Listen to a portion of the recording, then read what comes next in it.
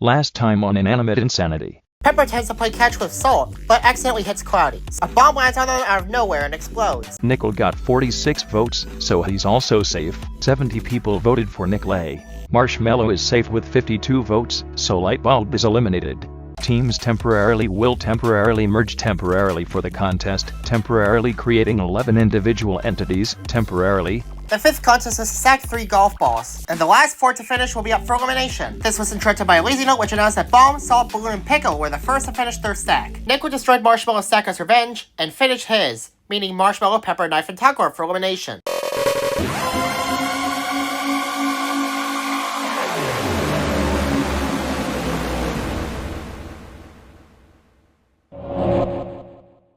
My recap on Inanimate Insanity Episode 6, War to Guacamole, which was released on October 1, 2011. Knife shows OJ and Nickel that he can zap Marshmallow with static electricity, so she uses a button to fling him. Marshmallow explained that she bought that from Walmart, along with the cucumber. Pickle treats the cucumber like a friend. Hey, Apple! What? Knife? Huh?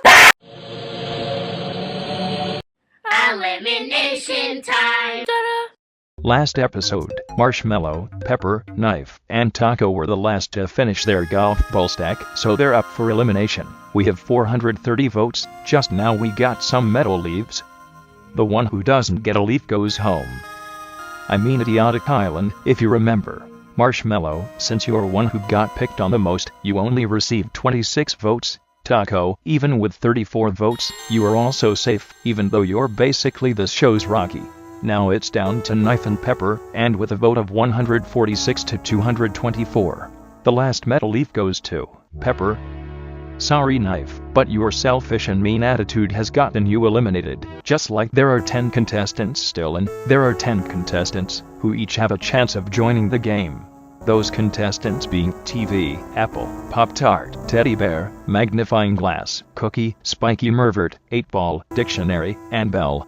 Unlike in the debut of BFDI, the debut has a contest, and the debut contest is a paint gun contest. You each have to shoot someone else to be safe. Last person standing gets to join the game. Teddy Bear pledges to take the game by force and shoots down Pop-Tart. Pop-Tart doesn't like this and explodes for no reason. Meanful mentions that the explosion is a side effect of the paint. Magnifying Glass tries to use 8-Ball as a shield, but they both fail. Apple realizes that Teddy Bear is creepy, but doesn't know what creepy means. Then Teddy Bear punches her all the way to Cookie. TV does nothing to defend himself as Teddy Bear shoots him. Dictionary and Apple watch the chaos, but Teddy Bear shoots down Dictionary. Belle wants to form an alliance with Teddy Bear, but Teddy Bear sees it as mockery and destroys her. Apple attempts to shoot down Teddy Bear to revenge, but Teddy Bear dodges the attack and lands on Spiky Mervert. Now it's down to Apple and Teddy Bear. Apple completely forgot how to use a paint gun, but Teddy Bear keeps failing to destroy her, and Apple keeps dodging the attack. Not much happens for a very long time, and Teddy Bear gets tired, but Apple remembers how to use a paint gun and shoots down Teddy Bear, so Apple has joined the game. Because there are 3 members of Team Epic, 3 members of Team Chicken Leg have to participate in the challenge, and these contestants are Bomb, Pickle, and OJ. The 6th contest is an obstacle course. Nickel and Bomb will hold a baton, and will have to pass through a lake of elephant pool on white platforms. Then Paintbrush and Pickle will get their batons, and climb up the ladders, and jump into a vat of guacamole. And last, they'll give their baton to Marshmallow and OJ respectively. From that, they'll have to cross a boardwalk, with a gorge and a spinning blade at the bottom. Nothing happens to the losers, but Apple will join the winning team. Bomb jumps onto the first platform. Nickel flops on the first platform, and Paintbrush encourages him. Nickel jumps onto the next platform and falls in the dung. So Paintbrush rescues Nickel, and Bomb tries to get the baton to Pickle.